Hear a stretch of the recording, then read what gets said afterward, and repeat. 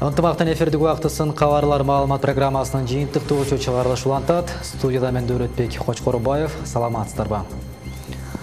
Алғаш бүгінгі программамыздан қысқаша маалымат. Атамекен фракциясы тарих музейінің оңдығы кеткен шығымды талқуға алды. Қимылсыз мүлк бойынша Ош шаардык сотунун 12 чечими мыйзамсыз деп табылды. Жалалабадда жаңыдан курула баштаган өтмөктүн орду талашка түштү.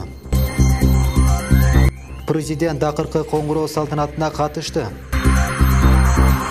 Баткенде кыз-келиндер топ деп дем солугун чыңдай башташты. Жогорку кеңештеги Атамекен фракциясы бүгүн мамлекеттик тарых музейинин курулушунун жүрүшү боюнча көчмө жыйын өткөрдү. Музей 2016 жылдын 25 мартында жабылып, оңдоо иштери башталган. Депутаттар музейди жаңылоо боюнча иштин жүрүшү менен таанышып чыгышып, бир катар мыйзам бузуулар бар экенин айтышты. Айтымдарында тарых музейин оңдоп түзүүгө конкурс жарыяланган учурда эч кандай долбоордук сметалык документация болгон эмес. Ал эми консультативдик дизайнердик кызмат көрсөтүүгө эле 394 000 евро сарталган. Депутаттар тендер жарыяланбастан сынак жарыяланганына укук коргоо органдары көңүл буруш керек экендигин айтышты. Белгилей кетсек, музейге мамлекет тарабынан 1,5 миллиард сом бөлүнгөн. Бул акчанын бир бөлүгү жаңы экспонаттарды сатып алууга жумшалган. Музейге жабдыктар германиялык компаниядан алынган. Ош шаардык прокуратурасы кыймылсыз мүлккө байланыштуу шаардык соттун 12 чечимин мыйзамсыз деп тапты. Ал чечимдер доо арызы менен Ош облустук сотуна тапшырылган. Териштирүүнүн алгачкы жыйынтыгында анын бирөөсү мамлекеттин пайдасына өттү. Кыймылсыз мүлк боюнча туура эмес чыгарылган чечимдер шаардык прокуратуранын биринчи кварталындагы текшерүүдө аныкталган. Адистердин маалымдашынча, өткөн жылдарда Ош шаардык сотунун чечими менен берилген 500гө жакын иш каралган эле. Шаардык прокуратуранын билдирүүсүндө алардын 12си мыйзамсыз болгон. Ошол соттордун чыгарган чечимдерин мыйзамдуулугун текшерип, ал боюнча 12 доо арыз сотторго берилди. 12 доо арыз боюнча бир арыз толугу менен канааттандырылып, бүгүнкү күндө ошол жанагы Ош шаарындагы социалдык объект деп коет, мурдагы балдар бакчанын жери Ош шаарынын мэриясынын муниципалдык менчик башкармалыгына кайтарылды.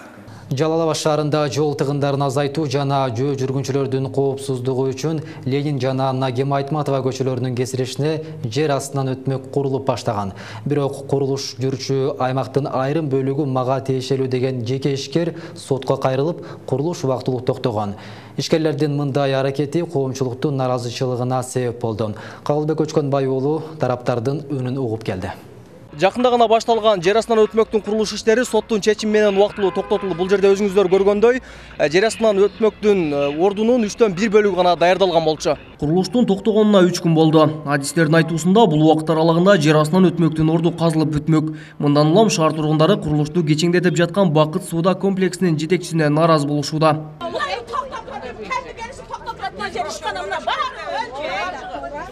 Қараған адам ем сумкасын көтеріп шығып қайрат түседі. Неберлері менен жүреді. Енді ойлаған жоқпын, өзім чөтен ойлап отыр. Ушул жер астында өтүп аткан жолду тоскоолдук кылып, соттун чечими менен токтотуп турат да. Эми бул жерде биздин шаардын гана тургундары туруп атат.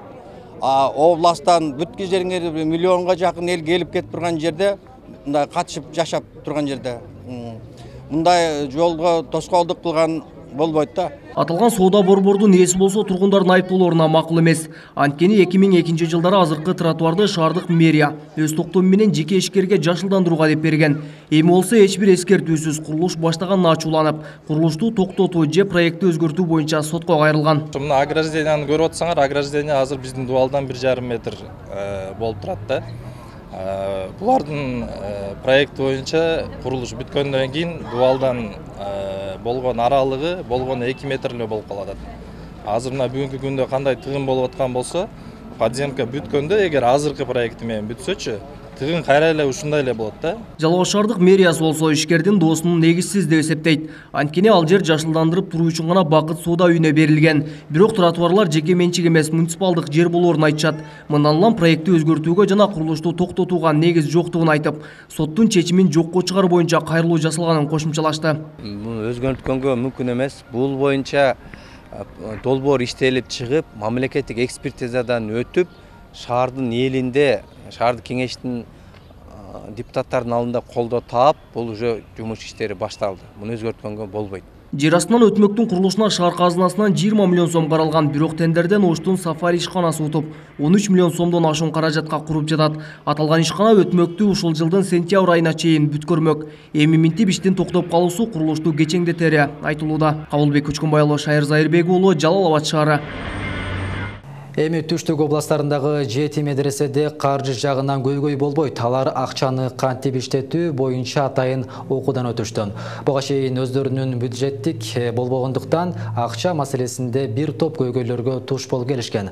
Медреселердин бул көйгөйүн чечүү үчүн Авеп коомдук фонду атайын окутуу уюштурган. Ага катышуу үчүн Ош, Жалал Абад, Баткен областарынын медресе жетекчилери келген. Кененирээк кийинки сюжетте.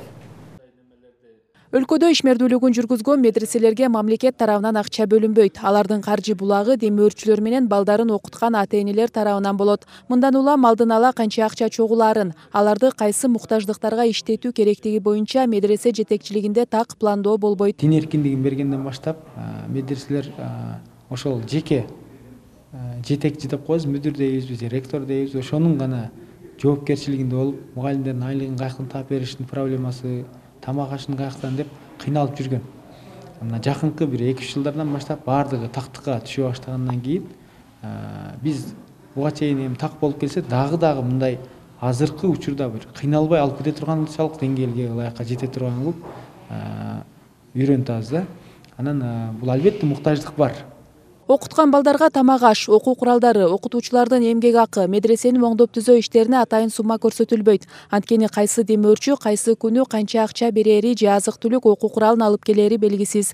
Ата-энелер берген акча эмгек акыга гана жетет. Ошондуктан финансылык сабаттуулук менен башкаруучулукту жакшыртып, заман талабына ылайык иш жүргүзүү учурда медреселерде курч маселе. Анткени документ иштери, белгиленген өлчөмдөгү каржылоо жок. Бардык иштер кагаз түрүндө эмес, ооздеги сүйлөшүү, ишеним менен эле чектелип жүргүзүлөт. Биздин медреседен бул өзүнчө бир уюм, өзүнчө бир организация.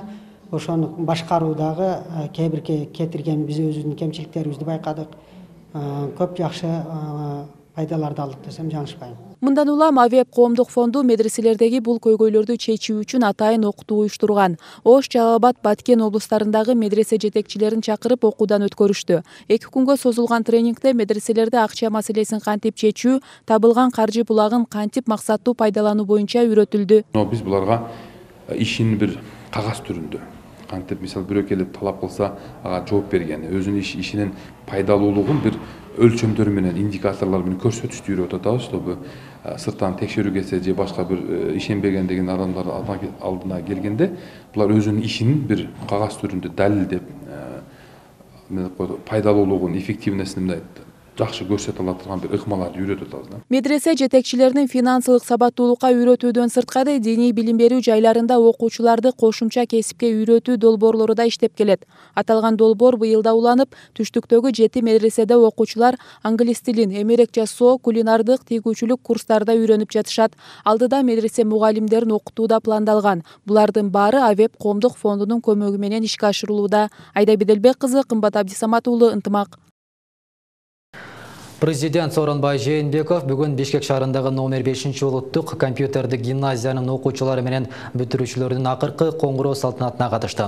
Анда мамлекет башы бүтүрүүчүлөрдү куттуктап, аларга мугалимдердин эмгегин баалап, ата-энеңердин ишенимин актагыла деди. Аны менен бирге өлкө башы бүтүрүүчүлөргө манас эпосун белек катары тапшырды. Ошондой эле мамлекет билим берүүгө өзгөчө көңүл бөлүп жатканын белгилейт. Ыраты менен жаңы мектеп стандарттары киргизилүүдө. Билим берүү мекемелеринин материал техникалык базалар жаңыланып, жаңы мектептер салынып жатканын айтып өттү. Белгилей кетсек, бүгүн республиканын 60 миңге жакын бүтүрүүчүлөрү орто мектепти аяктап жатышат. Ар дайым мекенди жүрөңөрдө алып жүргүлө. Эмне үчүн дегенде, биздин ата-бабаларыбыз ушул мекенди курабыз деп, ушу Кыргызстанды курабыз деп, егемендүү мамлекет кылабыз пактарга деп эмне гана тазалык көрбөдү, кандай гана кыйынчылык өтпөдү. Ушул мамлекетти баардыгыбыздын көзүн карайгындай сактап, келечекте мына ушул мамлекет силер такша аласыңар, билим аласыңар, улуу жолдун турмуштун жолунан өтөсүңөр. Бул мамлекетте буюрса келечекте силердин колуңарга тиет. Келечекте ушу биздин жасаган иштерди, биздин мамлекетти эң алдыңкы мамлекет арасында кошот деп ишенебиз.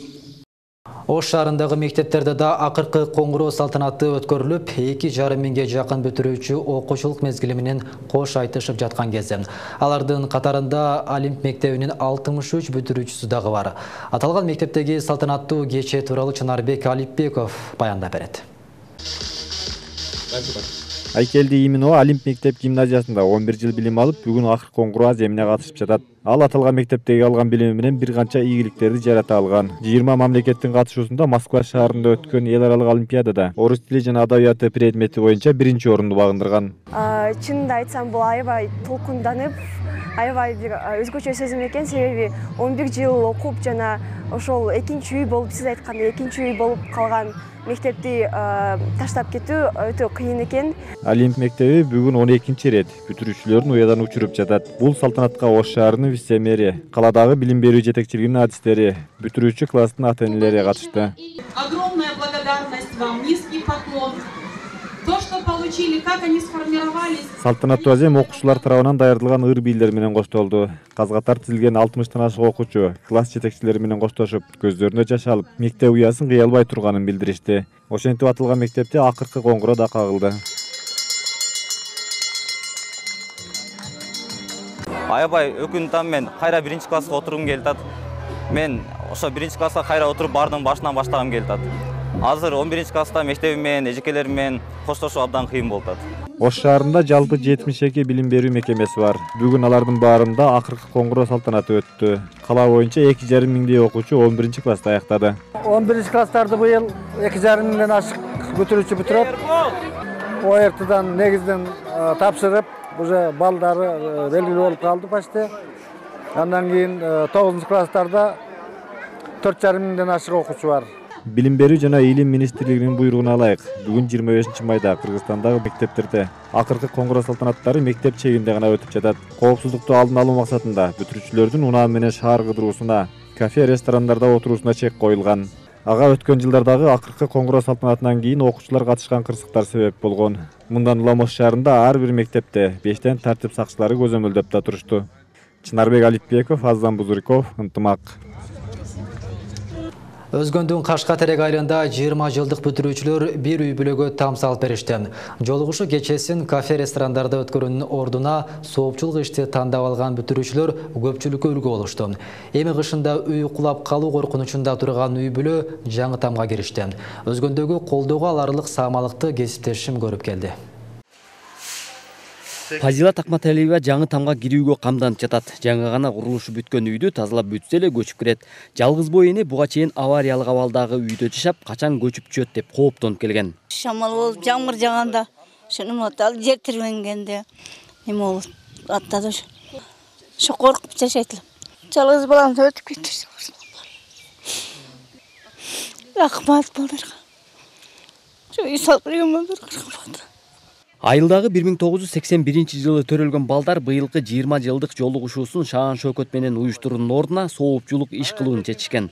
Мындай жакшы саамалык Кашка Терек айылында 1-чи жолу болууда. Жалгыз бой энеге үй салып берели деген максатта бардык ошо 1981 жылкы туулган балдар, Кашка Терек айылынын балдары чогулуп 15 миңден акча чогултушуп үй салып берүүнү чечишкен. Жаңы тамды салууда Фазилат апага кошуналары да кол кабыш кылышты. Ишти жандандырып, үйдү бат бүтүрүү үчүн усталарга кезектешип тамак аш даярдап турушту. Фазилат апа айылдаштардын жардамы менен жаңы үйлүү болуп калды. Ай сайын биз ундан, чайдан, кантка эмелеринен жардам берип турабыз. Мына рахмат ушул биздин айылдагы ошо 1981 жылы бүткөн 20 жылдыктар ушул нерсени ойлоп шул кыйналып атканын билип туруп ушул үйдү мына бир айдын ичинде мындай жамгыр жабагында 15 күн эле ичинде бүттү деп ойлосок болот. Эми айылдагы аялдар чогулуп Пазилат апанын жаңы үйүн толтуруп берүүнү пландап жатышат. Бири төшөк жууркан алып келсе, айрымдары килем паластарын беришет экен. Акмат Алиева Фазилаттын коңшулары үйүн толтурабыз, Куда кааласа. Үйүнүн ичин төшөк, килем, палас, колубуздан келген барын аракеттенип атабыз. Пазилат Акматалиева бул жайга 1983 жылы көчүп келген. Эски тамы 1975 жылдары курулган экен. Андан бери катуу жааган жаантан жер титирөөдөн улам авариялык абалга кептелип, урап калуу коркунучу күч болчу. Авазбек Айтиев, Марат Акимбек уулу, Азам Бузриков, Ынтымак. Баткендин Тажикстан менен шектешкен Кулунда айылында футбол оюнуган аялдардын тобу пайда болду. Үй кожойкелери жана кызматта иштеген кыз-келиндер чогула калып, топ тепмей салтка айландырып алыптыр. Алардын максаты түшүккө ар кандай турмуштук кыйынчылыктарга тушулган кыз-келиндерди үйдөн чыгарып, маанайын көтөрүү. Аз убакытка болсо да көйгөйлөрүн унуттуруп, алаксытуу болуп саналат. Динара Багышбаева үй бүлөлүү, кесиби экономист, айылдык ден соолукту чыңдоо каанаасын жетектейт. Жумуштан чыккандан кийин бул келин айылдагы футбол талаасында чимирилип топ артынан чуркаган оюнчуга айланат. Азыркы учурда жаңы футбол менен алектене баштады. Кесиптештер, жөнөкөй айыл өкмөттүн аялдары, же болбосо айылдан чыккан жөнөкөй аялдар, үйдө отурган аялдар болуп биргеликте команда түзүп, ушинтип футбол ойной баштадык. Площадка жакын болгондуктан иштен кийин, иш бүткөндөн кийин кыздар топтолуп барып, топ теп, өзүбүздүн терс энергиябызды сыртка чыгарып, ушинтип ойноп атабыз.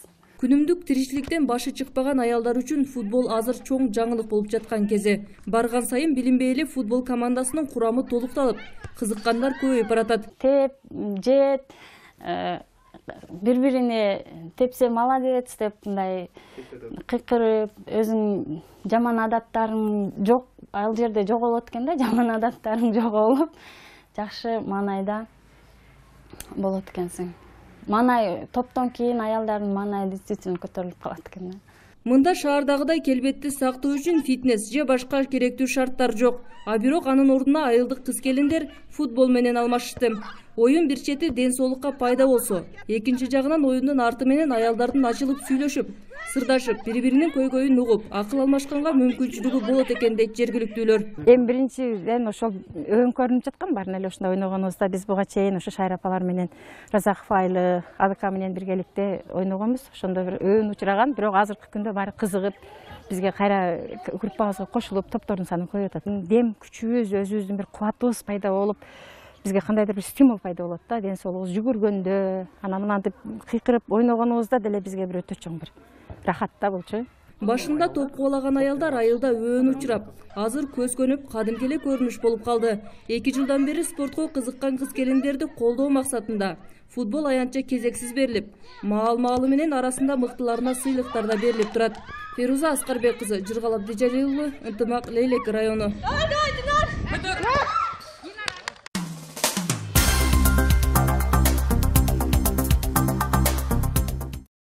Бельгияда өткөн жумада полициянын огунун мигранттардын 2 жаштагы кызы каза болгон. 30га жакын качкындар бараткан автоунаанын артынан кууган тартип сакчылары аларды токтотуу үчүн ок чыгарышкан болчу. Жыйынтыгында наристе башынан алган жаратынан улам ооруканага жетпей каза болгон. Бүгүнкү күндө Брюсселдеги сот имаратынын алдында кыйноолорго, кысымга алууларга каршы наразычылык акциясы өтүп жатат. Брюсселде сот имаратынын алдында мигрант кыздын өлүмү боюнча наразылык акциясы өтүп жатат. Сүрөттө качкын болуп келген үй бүлөнүн 2 жашар кызы. Мындан бир жума мурда кичинекей кызды полиция мигранттардан турган топту кууп баратып кокусунан атып алган. Наразылык билдирип жоголган кишилердин саны 500гө чамалайт. Абдан өкүнүчтүү. Бизде демократия деп айтылат. Эмне демократия деп эле кичинекей наристелерди өлтүрүп кое бериш керекпи? Адилеттүүлүктү талап кылабыз. Кичинекей кыздын өлтүрүлүшү бул акылга сыйбаган нерсе. Биз мындай жапайчылыкка каршы экенибизди бийлик билсе дейт элек. Мындай өлкөдө полиция наристени атып коюусу эмне деген кеп? Мигранттар болгону тынч жана коопсуз жашоону каалашат. Аларга башка эч нерсе кереги жок.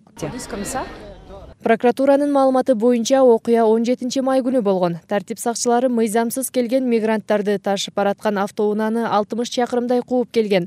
Полиция 30дай качкындар бараткан автоунааны токтотуу үчүн ок чыгарууга аргасыз болгон. Ошол маалда ата-энеси менен бараткан 2 жаштагы Мавда Шаудинин башына ок тийген. Наристе тез жардам унаасында ооруканага жетпей каза болуп калган.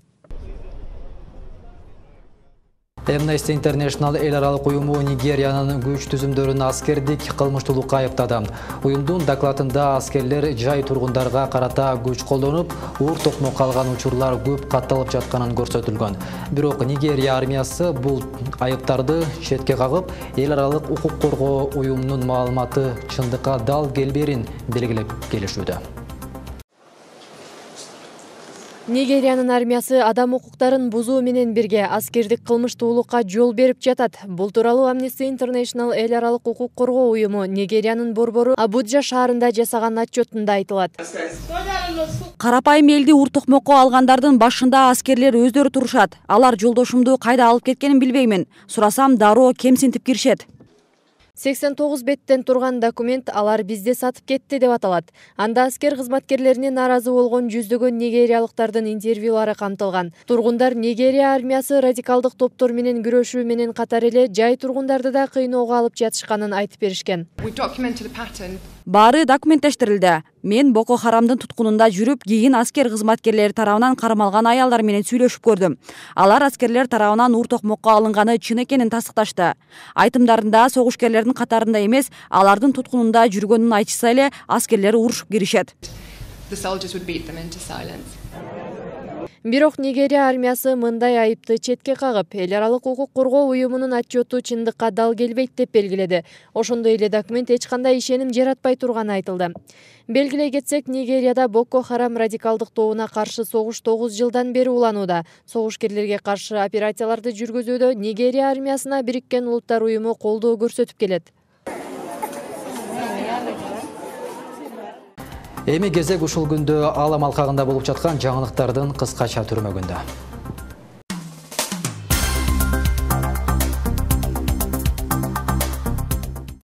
Канаданын Миссисога шаарында ресторанда жардыруу болуп, кырсыктан кеминде 15 киши жараат алды. Полициянын айтымында Бомбей Бал ресторанына эки белгисиз адам кирип, колдо жасалган жарылуучу затты колдонушкан. Жараат алгандар ооруканага жеткирилип, алардын 3-өө оор абалда деп айтылууда. Ал эми жардыруу жасаган кылмышкерлер окуя болгон жерден из жашырууга жетишишкен. Учурда аларды издөө иштери жүрүп жатат. Ошондой эле кол салуу ким тарабынан уюштурулганы да такталууда. АКШ президентинин Түндүк Корея лидерине жазган катын Ак үй 24 майда таратты. Анда Трамп Түндүк Кореянын акыркы билдирүүлөрүндөгү эбегейсиз кыжырдануудан жана ачык кастыктан улам узактан бери күтүлгөн жолугушууну азыркы тушта өткөрүүнү орунсуз деп тапканы белгиленген. Эгер Ким Ченин көз карашын өзгөртүп жолугушуунун жаңы убактысын аныктагысы келсе, ага телефон чалып же кат жаза аларын кошумчалаган. Ал Түндүк Кореялыктар өзөктүк кубаты жөнүндө айтып жатканына, АКШнын өзөктүк мүмкүнчүлүгү андан кыйла чоң жана күчтүү экенине, бирок алар эч убакта колдонбойт деп Кудайдан тилерине да токтолгон. Ким Ченин америкалыктарды барымтадан бошотконуна ыраазылыкта билдирген Трамп катында дүйнө жана өзгөчө Түндүк Корея узактан бери күтүлгөн тынчтыкка жана гүлдөп өнүгүүгө өтүү мүмкүнчүлүгүн кое берди. Жоголгон бул мүмкүнчүлүк тарыхтагы чыныгы өкүнүчтүү учур деп да жазат. АКШ жана Түндүк Корея лидерлеринин саммити буга чейин 12 июнда Сингапурда өтөрү айтылган болчу. Франция президенти Эммануэл Макрон жана Орусия лидери Владимир Путин Петербург экономикалык форумунун алкагында жолугушту. Алар киберкылмыштуулук менен күрөшүү жана Украинанын чыгышындагы жаңжалды жөнгө салуу боюнча Минск келишиминин аткарылышын талкуулашты. 3 саатка созулган сүйлөшүү учурунда АКШнын Иран боюнча өзөктүк келишимден чыгышы жөнүндө да сөз болду. Макрон келишимдин алкагында Тегеранды өз милдеттемелерин аткаргыдай абалга жеткирүү керек деп эсептейт. Франция президентинин пикиринде АКШнын санкцияларына карабай Европалык компаниялардын Иранда иштей берүүсү үчүн бардык ишти жасоо зарыл.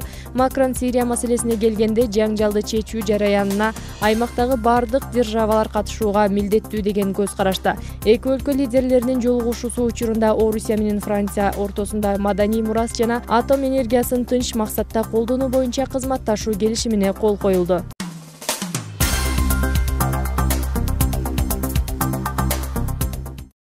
Мекендешибиз Дастан Лепшаков бильярд боюнча дүйнө кубогунда коло медалды тагынды. Борборубузда оор атлетика боюнча өлкө чемпионаты өткөрүлдү. Алдыда ушул жана башка спорт жаңылыктары.